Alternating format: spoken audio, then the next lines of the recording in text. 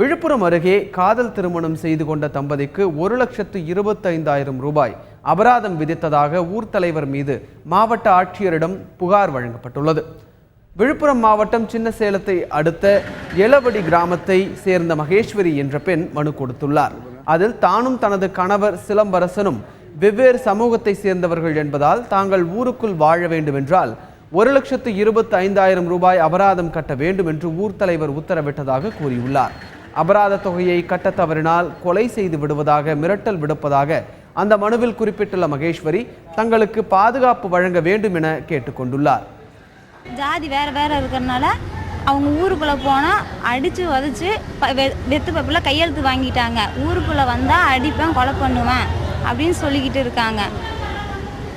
1,25,000 பணம் கட்டினா உள்ளே வரலாம். அது நாங்கள் 2 பேர் உள்ளே வரக்கூடாது. அவங்க குடும்பத்தில் வரலாம், நாங்கள் 2 பேர் உள்ளே வரக்கூடாது.